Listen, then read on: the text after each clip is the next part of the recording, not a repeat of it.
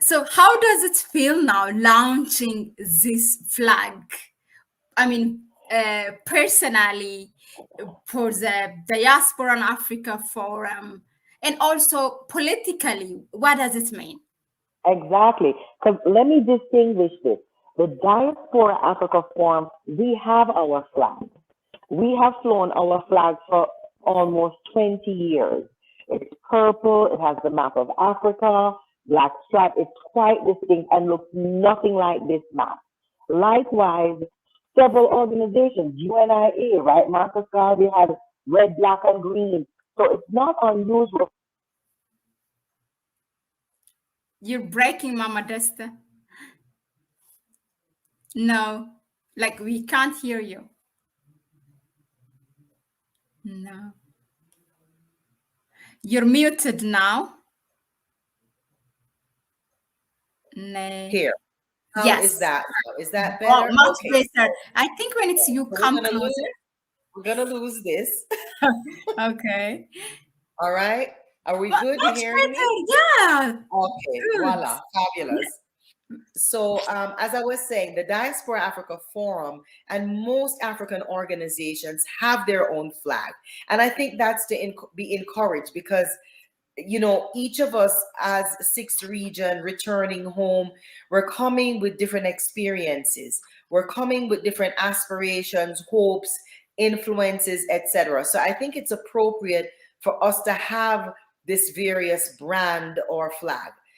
This sixth region flag, on the other hand, represents the entire sixth region. And it was a very bold, some may in Jamaica, we use the term feisty, assertion to say, this is what we're going to do. But we're living in a time where if you are not committed, assertive, and going out rather than sitting and asking, what can Africa do for me? What can the African Union do for me?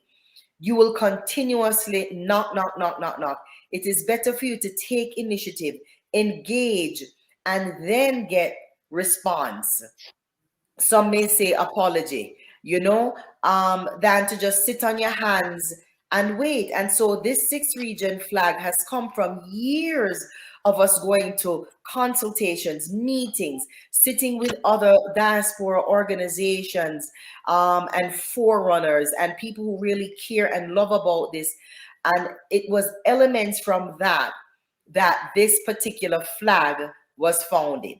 So even the construction of it, it's the same African Union flag and color that they use for the map of Africa with the 55 stars. So we use those 6 stars, the 5 within the continent, designating east, west, north, south, and central, and then the 6th star sort of on the west coast of Africa with a streamer, because it's in movement, it's in motion as it tries to re-enter the continent.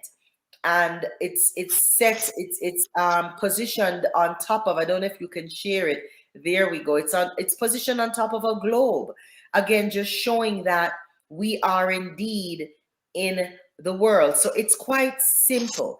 And again, the green, you know, that's our wealth, that's the richness of the continent. The gold, again, you know, the plethora of resources. And the black, we are the black people of Africa, the mothers and fathers of origin. We know that the continent now has brown people and white people that claim to be Africans, and they've been there for several decades, some centuries in terms of Northern Africa.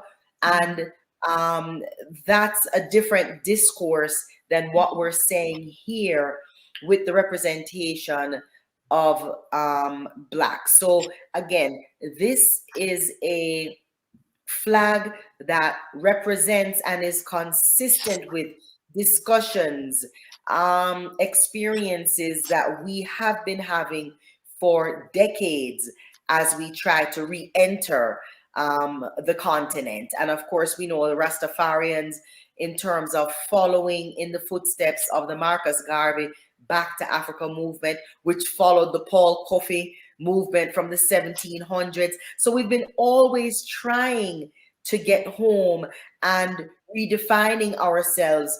And this symbol now, which actually will be flown honorarily at the African Continental Free Trade Agreement Secretariat, based also in Accra, Ghana, along with the other 55 countries, in a show of solidarity. So that's going to be happening during Black History Month. And why this is important is that, and I don't want to digress, but I think it's certainly important when we talk about 6 regions. There's a reason. And one major reason is, how do we engage with the 5 regions? Now, with the African Continental Free Trade Agreement, we have a platform and a mechanism in which all 55 countries are now trading within services, the movement of people, and it's only going to get better because it's brand new, right? So now with the 6th region, how do we engage? And this flag will be a symbol there at the Secretariat, and we hope to distribute it very, very soon at the African Union and all member states. So they will always know. If they ever forget, this little flag will remind them. So it's symbolic. It really is symbolic. And we intend to recognize and honor this symbol that, again, we just basically put elements together that have already been out there. And it's a bold move, but that's what the Diaspora Africa Forum does. We make bold moves. Thank you, Mama Desta. Indeed, what a beautiful flag, and the details in it, and what a month, what a timing to launch it as well. It's incredible. Let me just say this, our ambassador, Dr. Erica Bennett, born in the United States, in the South, and has devoted her life for the last 40 odd years, working, living, moving on the continent.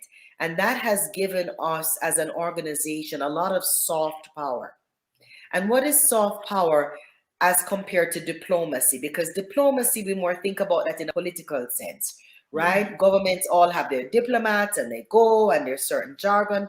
Soft power, on the other hand, are what we within the civil society context, an activist community who have garnered trust from the people in government all the way to grassroots, are able to sit down with the heads of states, ministers, policy people, to be able to impact and share data and sound information as to why this integration has to happen.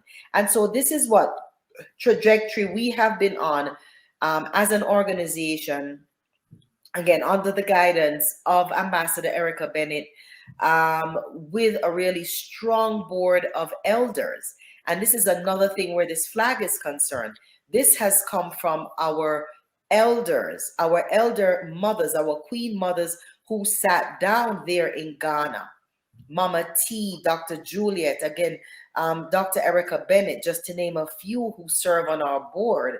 And as mothers, went to the Asante Haney, the traditional leader, went to President Kafur, because you see, some, speaking frankly, we're family. But why? How comes they did this? They didn't consult with every billion diaspora in the world. We didn't all vote on this flag. Well, no, but our traditional elders, our mothers, said now is the time to do this. We cannot wait anymore for the democratic way of doing this, and we'll send it out and we'll get ideas and we'll bring it back. We did that within a small group, but very active and strong group, of diaspora organizations. And again, we're very, very proud of what the organization has done and what this is going to mean for us. Interesting. No, it's really important that you made that clear. Definitely, people will come after. Where are we represented in this choice of colors or whatever? True, yeah.